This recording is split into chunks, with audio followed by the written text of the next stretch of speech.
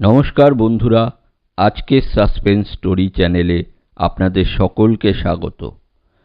আমাদের গল্পগুলো আপনাদের যদি ভালো লেগে থাকে তাহলে অবশ্যই আমাদের চ্যানেলটিকে সাবস্ক্রাইব করে আমাদের পাশে থাকবেন।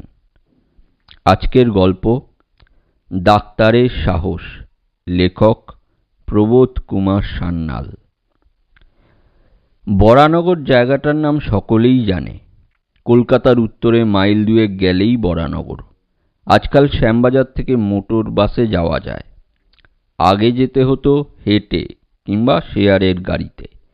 শেয়ারের গাড়ি ছাড়তো কোম্পানির বাগানের মোড় থেকে, একজনের 4 আনা ভাড়া। কলকাতায় যাতায়াত করতে গেলে এছাড়া উপায় ছিল না। বরানগরের বড় রাস্তার দুধারে তখন কলকারখানা, মুটে মজুর, দোকান, বাজার, পাট আর ভুসিমালের আড়ত, এইসব ভিড় ছিল বেশি। এদের ধারে ধারে শ্রমিকদের বস্তিগুলো দেখা যেত। দিনের বেলায় পথে শোরগোল, হইচই, গরুর গাড়ির দল, জনমজুরের হল্লা, মালগাড়ির আমদানি রপ্তানি, এমনকি মারামারি পর্যন্ত লেগেই থাকত। কিন্তু সন্ধে হলেই তাদের আর চিহ্ন পর্যন্ত থাকত না। পথ হয়ে যেত নির্জন মরুভূমি। রাতের বেলা সে পথে হেঁটে যাওয়াও নিরাপদ ছিল না। মাঝে মাঝে এক আধটা কুকুর কেবল ডাকতে ডাকতে চলে যেত। অনেক অসতর্ক পথিক নাকি অনেক দিন রাতে এই পথে গুন্ডাদের দ্বারা লাঞ্ছিত হয়েছে। ভদ্রলোক কয়েকজন যে পাড়ায় থাকতেন, সে পাড়াটা গঙ্গার কাছাকাছি। তারা স্টিমারে কলকাতায় আনাগোনা করতেন। সকালের দিকে বেরোতেন, আবার ফিরে আসতেন দিনের আলো থাকতে। তার একটা কারণ ছিল।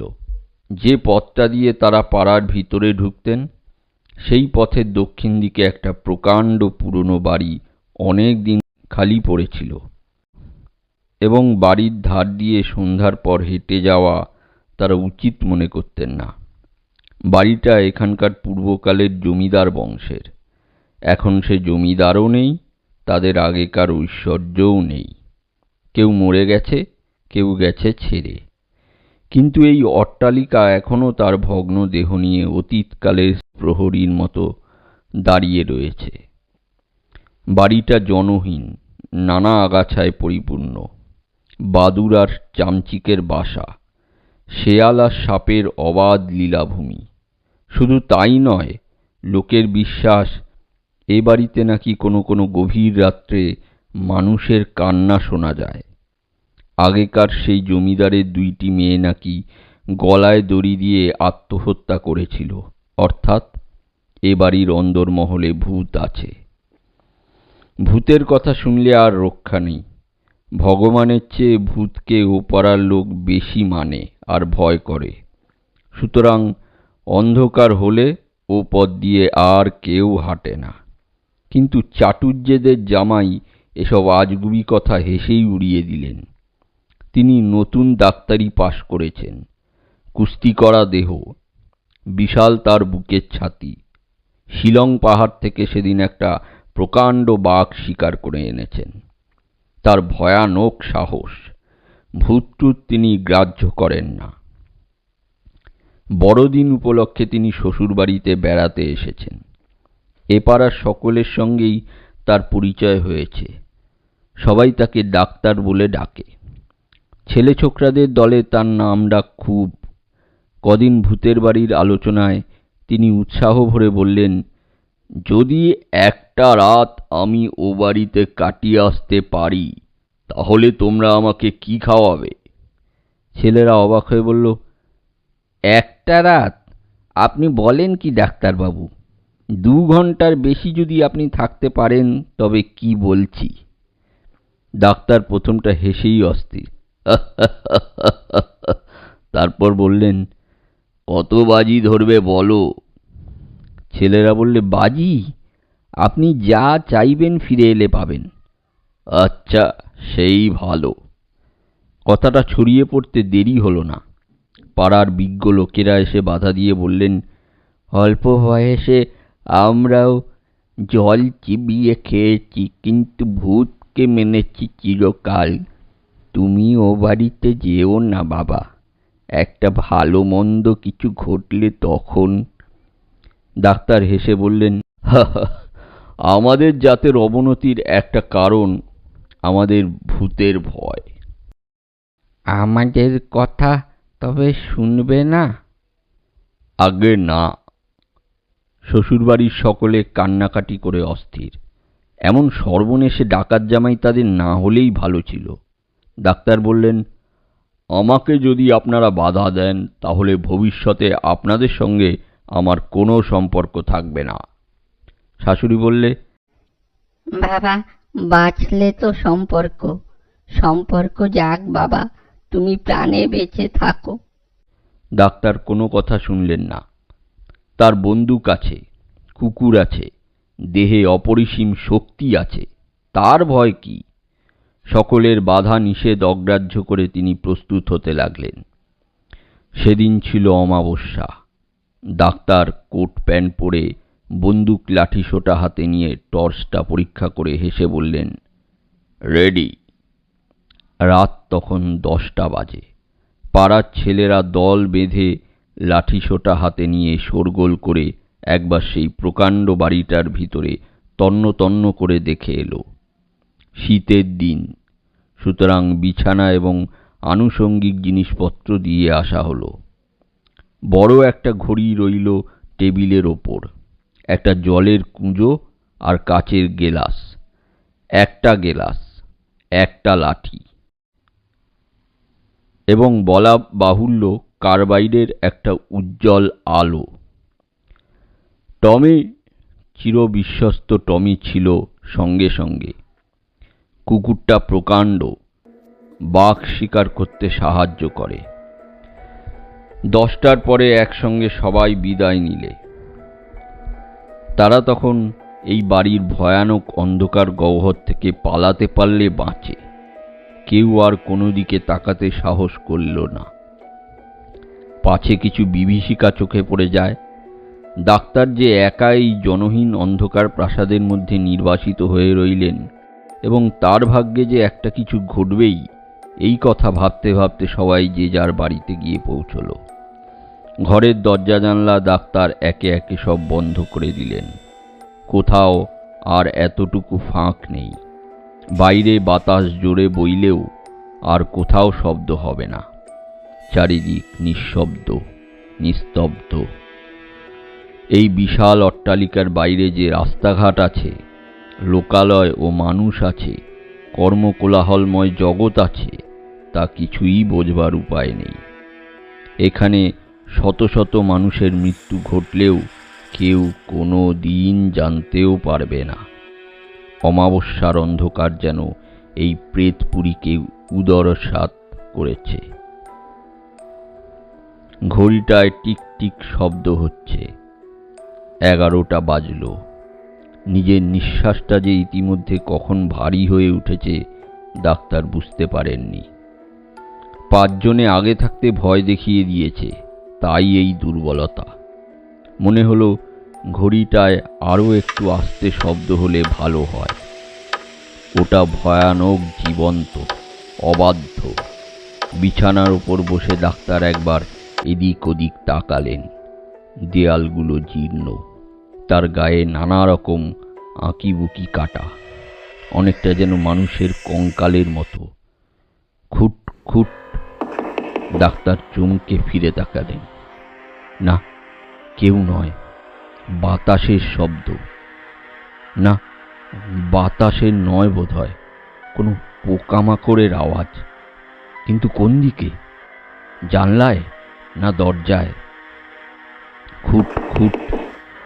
কে ধাক্কা দিল দরজায়? টমি মুখ তুলে তাকালো। একবার সে একটু গোঁ গোঁ করে উঠল, সে যেন বাঘের সন্ধান পেয়েছে। না, কেউ নয়, বাতাস। পুরনো দরজা বাতাসে একটু নড়ে বইকি। টমি তার প্রভুর কোলের কাছে আবার মুখ নিচু করে পড়ে রইল। ডাক্তার হাত বুলিয়ে দেখলেন তার বন্দুকটা ঠিক আছে কিনা। নিজের হাতটা যেন সহজে আর নড়তে চাইছে না। কেমন যেন মনে হতে লাগলো নিজের ওপর কর্তৃত্ব তিনি হারিয়ে ফেলেছেন। তবু অনেক চেষ্টায় তিনি গায়ে ঢাকা দিয়ে শুয়ে পড়লেন। চোখ বন্ধ করবার চেষ্টা করলেও কিন্তু পলক পড়ছে না। চোখের তারা যেন স্থির হয়ে গেছে, পাথরের মতো প্রাণহীন। ঘড়িটা টিক টিক করছে।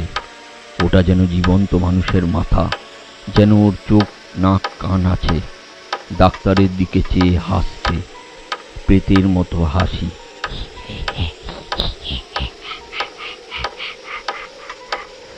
হঠাৎ তার দৃষ্টি পড়ল দেয়ালের গায়ে। ও কি! দেয়ালে সেই আঁকিবুকি, সেই মানুষের কঙ্কালটা নড়ছে কেন? ডাক্তারের বুকের ভিতরকার রক্ত জমাট বেঁধে এলো। কঙ্কালের গায়ে মাংস লাগছে একটু একটু করে। হাত, পা, বুক, মাথা, মুখ, উজ্জ্বল আলোয় সেই কঙ্কাল বিরাট দানবের চেহারা নিয়ে দেয়ালে উঠে দাঁড়ালো। এবার হাত বাড়িয়ে তার দিকে এগিয়ে আসছে। হাত বাড়িয়ে ডাক্তার বন্দুক ধরবার চেষ্টা করলেন, কিন্তু হাত উঠল না। কই কই বন্দুকটা তো তার কাছে নেই। কে নিলে? ডাক্তারের গলাটাকে টিপে ধরেছে। স্বর নেই, চিৎকার নেই, নিঃশ্বাস নেই। তিনি নড়বার চেষ্টা করলেন, কিন্তু সম্ভব হলো না। খাটের সঙ্গে তাকে বেঁধে দিয়েছে। ডাক্তার জ্ঞান হারাননি, খুব সাহসী লোক তিনি। চেয়ে দেখলেন, আশ্চর্য, জলের কুজোটা ঘরের মেঝের উপর পায়চারি করে বেড়াচ্ছে। কাচের গেলাস দুটো ডানা মেলে প্রজাপতির মতো উঠছে। হ্যাঁ, এইবার ডাক্তার একটু ভয় পেয়েছেন। ভয়ে তার রোমকূপগুলো আর্তনাদ করে উঠল। খট খট খট। কিসের শব্দ? কই, টমি তো আর গো গো করে উঠল না। ডাক্তার প্রাণপণে টমির গায়ে একটা চিমটি কাটলেন, এত জোরে যে টমির গায়ের মাংস তার আঙুলে ছিঁড়ে উঠে এলো। কিন্তু কই, টমি তো জাগলো না। তবে তবে বেঁচে আছে তো? টমি বেঁচে নেই। তার সর্বশরীরে এক বিন্দু প্রাণ নেই। মরে সে কাঠের মতো পড়ে রয়েছে। এ পাশে বন্দুক নেই, ও পাশে টমি নেই। ঘড়িটায় আর টিক টিক শব্দ হচ্ছে না, সেটা থেমে গেছে। কে দিল থামিয়ে? টেবিলটা এইবার নড়ে উঠল। পায়া চারটে ছড়িয়ে নাচতে লাগলো। টমি, টমি! টমি বেঁচে নেই। বাঁ হাতের কাছে তার মৃতদেহ অসাড়, অচেতন। জলের কুঁজোটা ঘুরছে, কাচের গেলাসটা উঠছে, টেবিলটা নাচছে, আর আর সেই দানবটা হাসছে তার দিকে চেয়ে।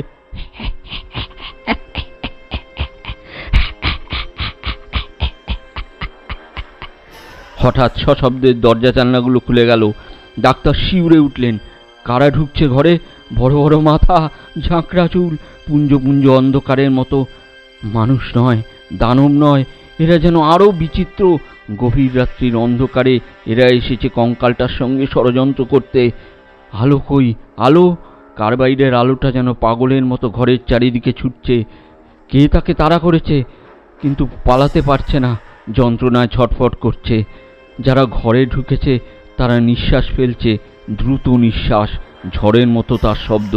ডাক্তারের সর্বাঙ্গ হিম হয়ে এলো। তিনি কেঁদে উঠবার চেষ্টা করলেও পারলেন না। গলা তার বন্ধ, হাত পা বন্দি, চোখ দুটো অচেতন। দেখতে দেখতে সেই দানবের হাতখানা তার মাথার দিকে এগিয়ে এলো। আস্তে আস্তে মাথাটা ছুঁয়ে সুরসুরি দিতে লাগলো। মাথার সব চুলগুলো দাঁড়িয়ে উঠেছে। আহ আহ! খাটখানা কে নাড়ছে?